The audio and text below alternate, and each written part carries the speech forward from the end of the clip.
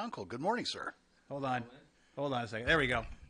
We good now? You know you're good now. There you go. Sorry, his headphones were down first, then I had a... Yeah. I was in there recording yesterday, so I don't know why I always turn them down. It's professional. You're being professional. I guess.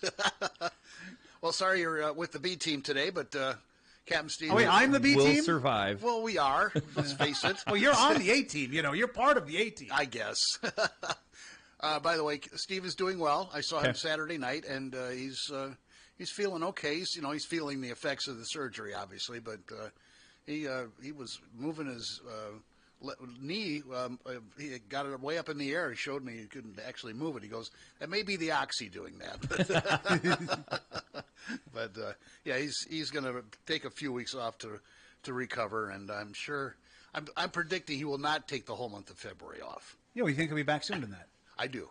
My only concern is the step. Yeah. But, yeah, we'll see. Yeah. Maybe you can give him a boost. I think he'll be fine. Yes. But anyway. So what's going on with the... I know that in the last month there's been more discussion about combined jail and new Iowa City Police Department building as a way to kind of save costs that way. Yeah, so obviously it's an ongoing discussion, which is the way it should be. I discovered a while back, in about the last 2 years, I think, what was the number? I think I've discussed it with the supervisors a dozen times now in some way, shape, or form, like been to a work session to talk about something related to the jail. So it's not like this is a new thing, like we have had these continual repeated meetings about it, and fortunately the media's been covering it too, which I'm very pleased with. Whether it's the local newspapers, digital media, TV media, you guys, I mean, everybody's talking about it. So I'm glad to see that, because it's something that it needs to be kept in front of the public. It's something that everybody needs to be kept up to speed on. So and I think that's really working. As I've probably said here before, I hear about it everywhere I go. I run into people in Costco, and that's what will come up, or just wherever. It continues to come up. I might get a Facebook message from somebody saying, "Hey, what can I do to help?" So these things, people are paying attention. I'm glad they are. So the couple, I would say, the latest developments are, one, the board they finally passed a resolution a couple of weeks ago to say, as the supervisors, we are formally interested in investigating this opportunity with the city. That was an important step that hadn't happened yet, was something to signal that the county is actually interested in moving in a certain direction. Because to this point, it's all been, call it conceptual, but before we get into some agreement to combine our studies that we've done, the county needed to finally take a position and say, we want to do this, or else because if they didn't, we've been having a lot of meetings for nothing. So I'm glad they finally came together and said, yes, we do want to formally look at this. So they passed that resolution. So the ball is kind of in the city's hands now to say, as the city of Iowa City, yes, we want to pursue this as an option too. So they've formally said this, the county's formally said, yes, we want to pursue looking at this. It's not a commitment to saying we're going to do this. It's just, yes, we want to continue working on this. That makes sense? Mm-hmm. So the next step is, as we did our space study last year, the city of Iowa City did a similar study with OPN. So now Shive Hattery, who did our space study, is going to formally take theirs and try and dovetail it in together with the cities to look at where are the overlaps that we could work together on to have two law enforcement agencies working out of the same physical building. So the jail side of it would still be, that's a separate entity, if you will, but as part of the larger actual physical structure. Then the sheriff's office and the city police department, how could we put those two agencies into the same building and share spaces like, squad rooms and training spaces and locker rooms and administrative areas and those kind of things. So that's the next step. That'll probably take 6 months or so to work through. We'll have to have follow-up meetings with them, sit down with leadership from the city of Iowa City, talk about those things, come up with another concept of, okay, here's how those things would work, and here's the amount of square footage you would need. The last thing that's probably on the forefront, and what we're working on is, so as you know, the county also started back up their criminal justice coordinating committee. So a kind of a sidebar committee the county is sanctioned to say, hey, continue to work on these things, have input from other stakeholders like mental health and substance abuse, those kind of things. At the end of March, we're looking to go actually to Dallas County and on to Woodbury County to tour. They both have new facilities open in the last few years, to take a look at what a modern new facility looks like, but also discuss some of these things with local leaders about how do they come together and make these things happen. So we're looking to do that at the end of March, and keep chugging along. So it's been a lot, but I always knew this day was going to come when we had to talk about it. I mean, I knew that when I was running for sheriff and first came into office, like the day would come when this was going to be something we have to tackle again. And it's becoming almost a full-time, really the full-time part of my job, it seems like anymore, is wrapped up in the physical building, But fortunately, I've got a great staff up and down all across the office to take care of things, so I can dedicate a lot of time to this. I'm lucky I'm able to spend the amount of time on it that I do. Now, what would this look like, or do we even know this yet? I mean, would that be the police department moving into the new jail facility where you are now? Because there's no room to move anything into where they are. Absolutely not. I mean, that's kind of why they need a new area. Right. So they had their space study showed a couple things that are similar to what we ran into. It's an aging building, and they've outgrown it significantly. Iowa City, the police department has 100, I can't remember the total number. It's over 100 full-time employees. They're working out of a building that was built in the 60s, and similar to what we were. When our building was built, open in the early 80s, we had about 50 full-time employees. Today we have 100, I think 106 as of July 1st. So they've doubled their staffing working out of the same amount of space too. So there's no way we could operate in the same building that we're in. When we did our space study last year, the concept we came up with between what a new jail would look like and then the operational and administrative part of the sheriff's office was about 100,000 square feet. So that building in and of itself is a very large building, but that's what we need now and for the next 30 years. So Iowa City is going to be looking essentially the same idea. What do we need? What could get us by today? And what's a 30-year solution that we could grow into also? So it would be a large building, because you're talking about moving in some way, shape, or form 200 employees working and coming and going out of the same building. Would it necessarily be where the jail is now, or could it be somewhere else? There's no way it could be where the jail is now. The concept we came up with, that showed the building footprint, and then when you add in driveway and parking and all those things, we would need 10 to 15 acres just for what would meet our needs. And so when the city's looking at a building, I think their study, they're looking at 38,000 square feet is about what they would need for a structure. So you have their physical needs, you have ours. No matter what, we would need a pretty significant piece of ground to do this on, to have a building that would fit the needs of today. And let's say in 25 years we needed to add more beds to the building, you need to have the space to grow. So it would have. There's no way we could do it where the current sheriff's office is. It would have to be, somewhere not really, probably not close to downtown, and which is a good thing in a lot of ways. Yeah, there are areas.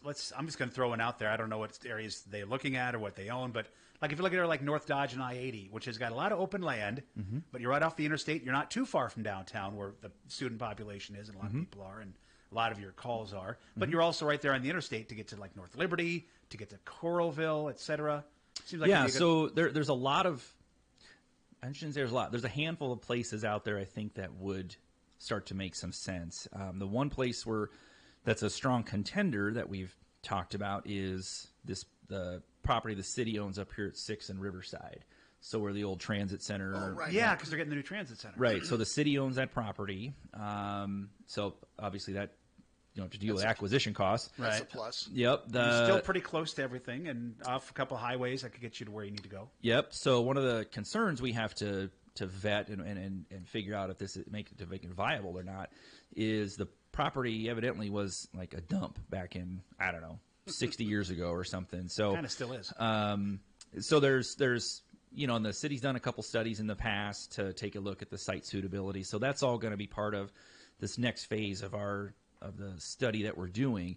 Is that actually a suitable site or not? And if not, then where else can we go? The tricky part of that is, well, to your point, as an example, things out on Dodge and 80. I'm sure there's areas up there we could look at. But now when you're talking about private property acquisition, then that piece of it actually it's confidential because, the government can't. That's why the board has like closed sessions when they talk about property. So there becomes a tricky part of that as you navigate this when you're looking at whether it's property on the north side or who knows. A lot of things get thrown out there. But if you do the idea of combining with the police department, then all of a sudden city-owned land, as you just mentioned, with the bus thing, as well as county-owned land, you have more options. That's right. Yep. So if the city property, for example, they already own it. There's already utilities there. So there's a lot of things that are appealing about it, but there's still a lot of work that has to be done to either weed that one in or out as a viable option. Well, the figure that stuck in my mind was a standalone jail, $80 million. That's for the jail and sheriff's office. That's the entire. Right. Yes. And then you think, okay, if you're going to build a new police department building, that's going to be another probably 40 maybe, somewhere around there. But so if you can combine the costs and put it all under one building, and I know people, the haters are like, oh God, this will be they'll just arrest them and just throw them in jail. And all in one fell swoop, and now you've got expanded space. You're going to arrest more people to fill up the jail. Well, you've got people in other counties that are being housed because you don't have enough room now. Right. Yeah. That if you build it, they'll fill it nonsense. That was around 15 years, and we'll have to deal with it again. I mean, we already kind of are, and that's the same lies and misinformation that happened years ago. I mean, it'll come back around. Yes. And that's part of it. I mean, because there's always, no matter the issue, there's always going to be, 10% that will just, no, absolutely, I don't care what it is, just no for whatever reason. Yep.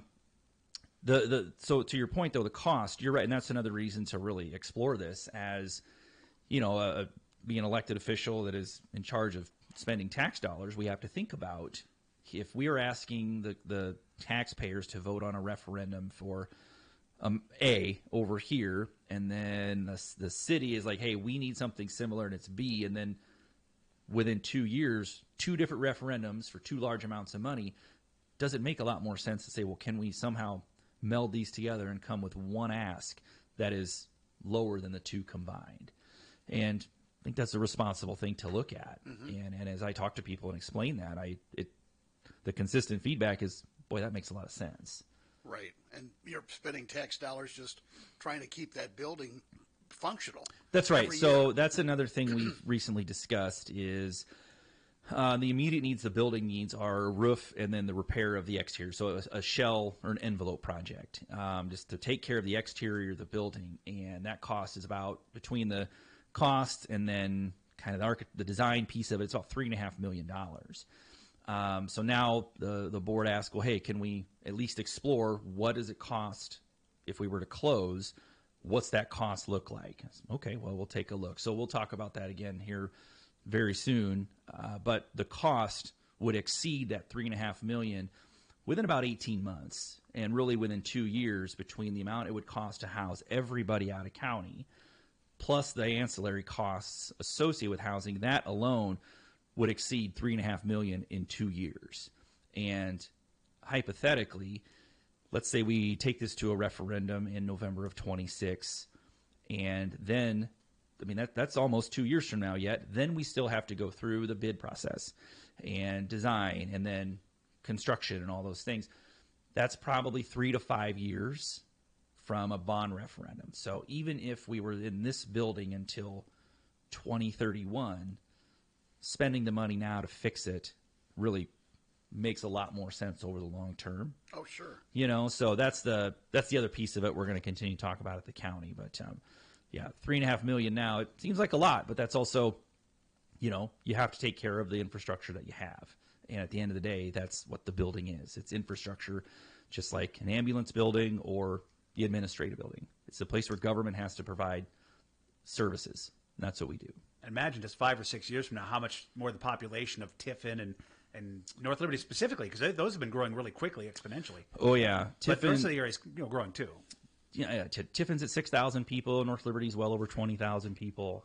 We continue to, Iowa City, Coralville, North Liberty, the county continues to make Johnson County, Iowa, a destination for recreation, but also for residency. So we're continuing to see more people, and then just as traffic and people flow in and out and through the county, those are things public safety has to navigate too. So everything contributes to what we're seeing.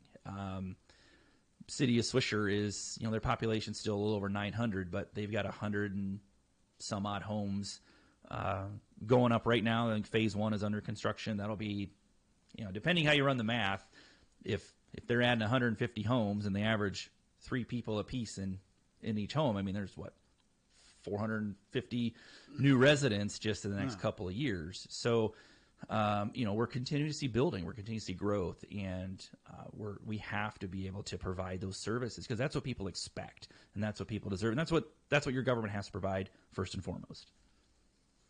How was switching subjects here? Because I've been wanting to ask this for a few days. Was this New Year's Eve the first New Year's Eve with the new fireworks ordinance? Doesn't that include New Year's Eve as well as July?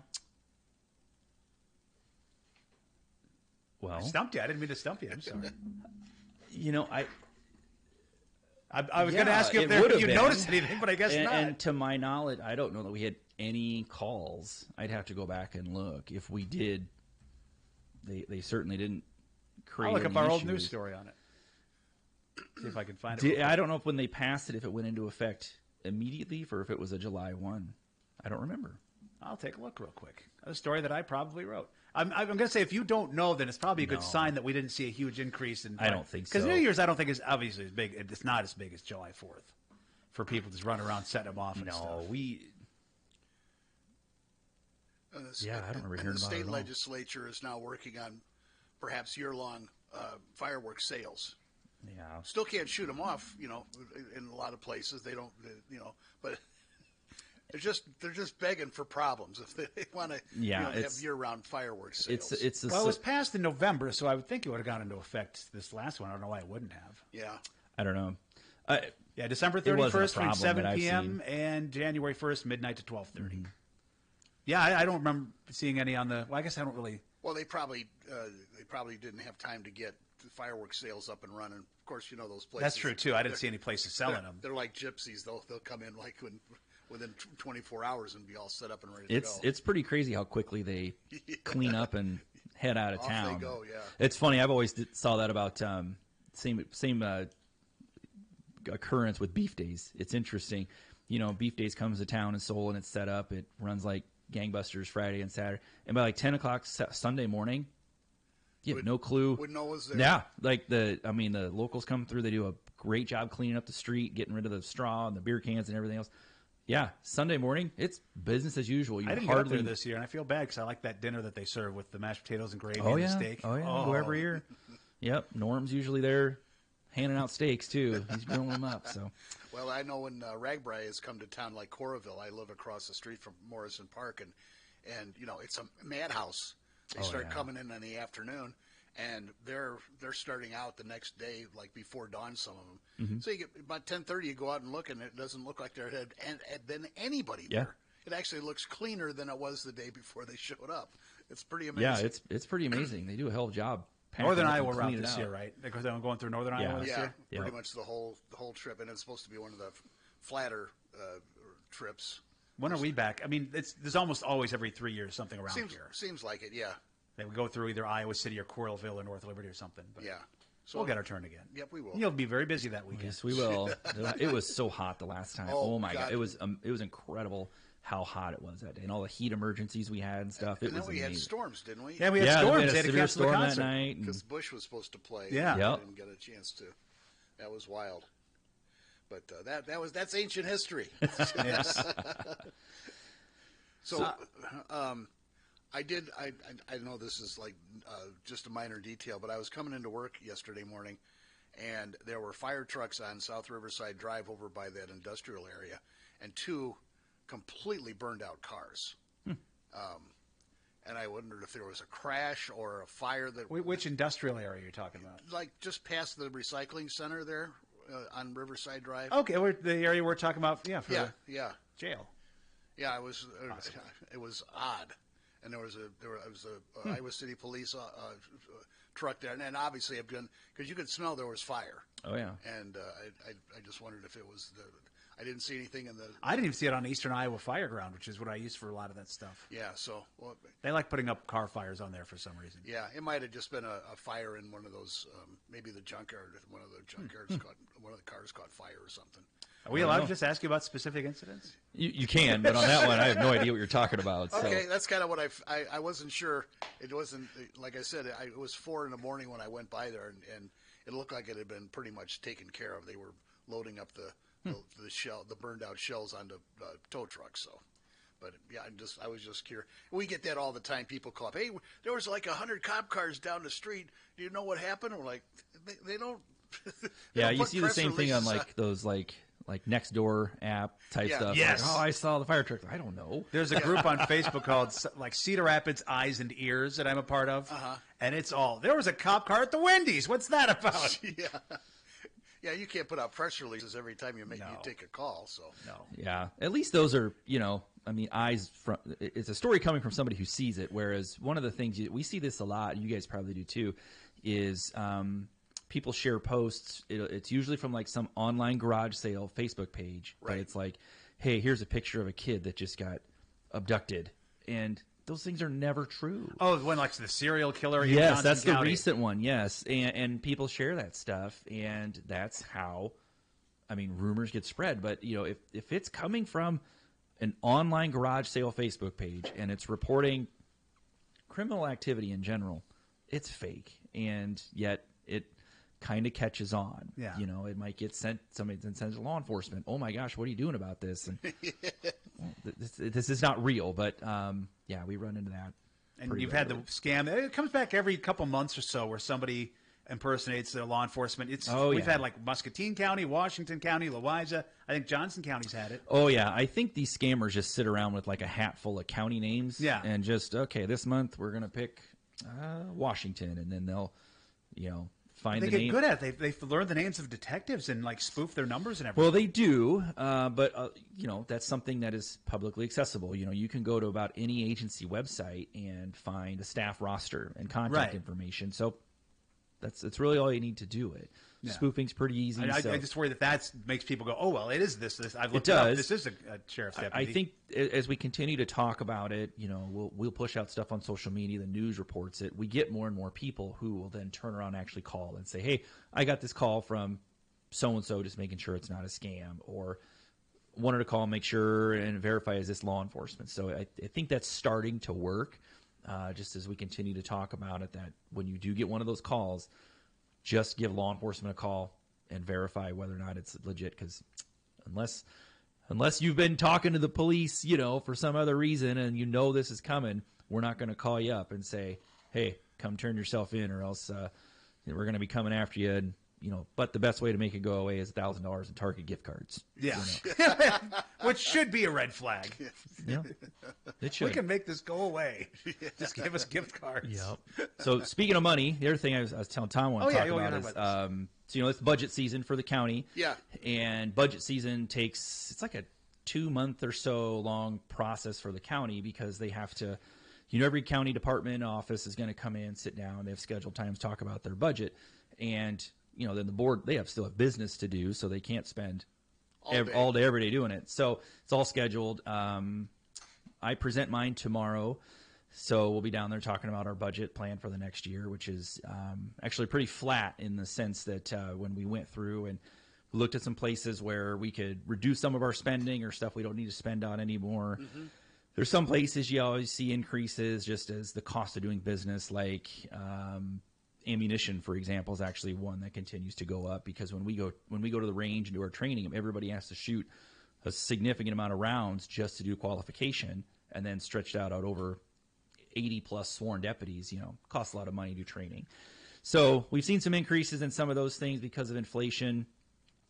Training expenses continue to go up, just as it's always costing a little more for like registration for a conference, or sure. hotels or whatever. But actually what we did is when we took away the places where we didn't need to spend anymore, and with some of those raises we need to make, when actually our budget request this year across our lines is zero. We're coming in at just, here's the same amount we had last year. There's a staff position we'd like to add on the administrative side of our operations, and add that to the roster. But beyond that, our budget's pretty bland this year. Nothing. Nice going.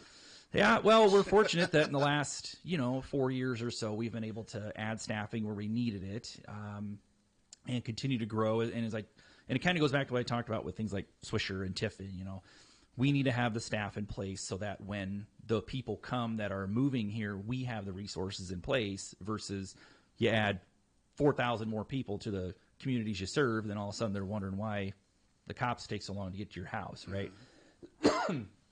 So yeah, we've been fortunate to add a fair amount of staff positions in the last 4 or 5 years. So, but kind of the word you hear out there across really local government in general is that because of the tax changes at the state, your local governments are really looking at some tough times in the next couple of years. So I think I'm the last county office or department that's going to present before then they got a couple other budgets to talk about, and then they actually. So once the county goes through all the process where everybody comes in, says, here's what I want to do next year, here's my spending requests, then the board has follow-up meetings where they sit there and request line by request line, they go through and they vote on them individually. And they weed in or out. We're going to say yes to this position over here in this department, but over here in this one, it's no. And you really never kind of know where they're going to land on stuff. So stay tuned. But yeah, I'll present my budget tomorrow morning. And the biggest increase we're seeing across the operating line, though, is just with salaries and benefits. Sure. Retirement contributions have gone up. Negotiated wages, that's something outside everybody's control. So those things add significant cost. But I know in my department alone, my office, about 84, 86% of our budget is salary and benefits. It's staff costs. That's the bulk of what we do is the personnel cost. The remainder is the. Well, you got to pay them well to keep them. That's right, and that's the most important part. So yeah. I'm glad we're able to provide a really good salary to our employees, and our benefits are second to none. So I'm very, very happy we're able to do that. But yeah, budget season is. We can see the end of it at least, and then it'll get set for next year. And you don't buy any equipment from Mexico or Canada or anything. Well, in a roundabout way, we buy cars. Yeah. We buy. I've heard them talking about that. Yeah, so we buy car parts. We have to pay for fuel and those kind of things. So I'm just like everybody else. I'm watching to see what these things will mean when the costs. These things come home to roost, and all of a sudden, things we were buying last year inflation alone has had a significant impact on some of the day-to-day stuff that we have to buy new uniforms every year, those kind of things. All those things, there's a ripple effect to those costs. Well, and they were saying on CNN today that, vehicles, when they're assembled here, they may go back and forth across the border 5 or 6 times. Right. With parts and adding on and setting them up and then bringing them back here. So and they would each be tariffed every time they move across the border. So, fingers crossed they can work this out and not put everybody in financial. I hope so.